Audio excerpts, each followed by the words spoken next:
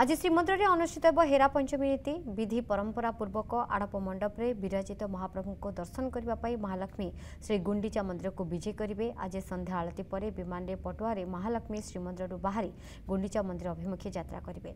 नंदीघोष रथ निकट में महालक्ष्मी पहुंचवा पर पति महापात्र सेवायत कर्पूर वंदापना, बलिता वंदापना, चाउल वंदापना इत्यादि करेंगे।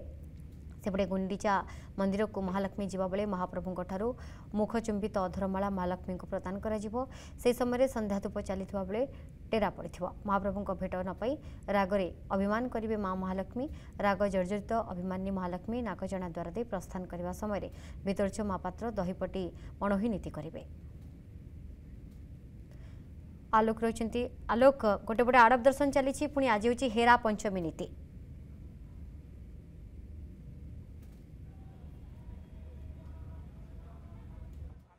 नीलिमा आप जानते पवित्र हेरा पंचमी नीतिर विशेष गुरुत्व होची विशेष नीति होची आज माँ महालक्ष्मी अभिमान करेंगे और नंदीघोष रथरू खंडे भांगीदेवे। श्री जगन्नाथ संस्कृति परंपरा रे स्वामी स्त्री मध्य कलह राग रुषा अभिमान पाटितुंड स्थान पाई।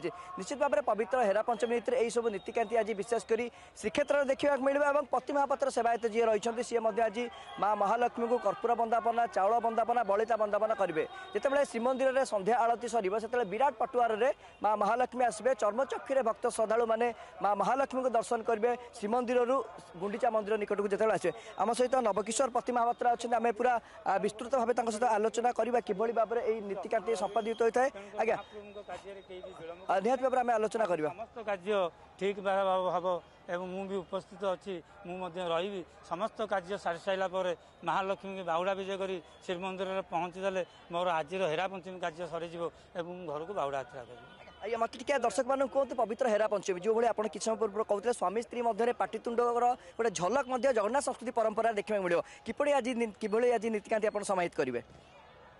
जेतुरा मुझे बर्तमान आसी गुंडीचा मंदिर में पहुंची महाप्रभु को दर्शन करनी मो पाखे जी खबर अच्छी महाप्रभु अवकाश सरी साण मेला चलुची जो आमर संध्या धूप टेरा पड़ा अवस्था को आसो महालक्ष्मी आसवे रथकला को रथकलार विद्यापति कर्पूर द्वारा आलती चाउल घसा बिड़िया दहीपटी ये जो दहीपटी होती दहीपटी आम भोग कर सारापर गजपति पाक जाए और रथर दक्षिणी मोड़ पर गजपति की कहुए रथ दक्षिणी मोड़ हम बाहुड़ा यात्रा हम महालक्ष्मी जो चिट्ठी लिखिथे गजपति की जो आमर चिट्ठी लिखिथे से जो बाहुड़ा यात्रा दिन दुईटी रथ को श्रीमंदिर आड़े छड़ा महाप्रभु रथ की अटकी देवे। रुक्मिणी हरण एकादशी महाप्रभु विवाह बंधन आबद्ध होते गईठाला फिटी नाला स्नान पूर्णिमार जर पड़गले प्राणप्रिया पत्नी को सांगे आनी ना अभिमान तो स्वाभाविक।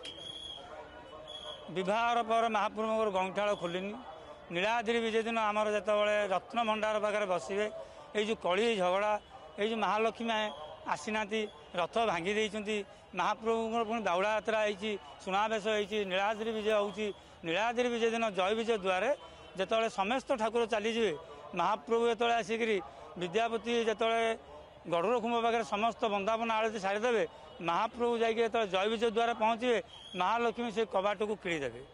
महाप्रभु को श्रीअंग लगी सेवक महालक्ष्मी को श्रीअंग सेवक ये दुई जन झगड़ा लगी था।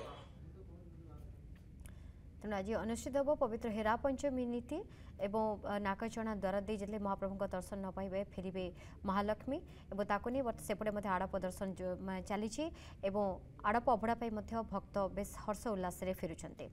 धन्यवाद आलोक प्रतिनिधि आलोक आसुतोष। जदि आपंक आम भिडी भल लगा तेब आम चैनल को लाइक शेयर और सब्सक्राइब करने को जमा भी भूलु नहीं।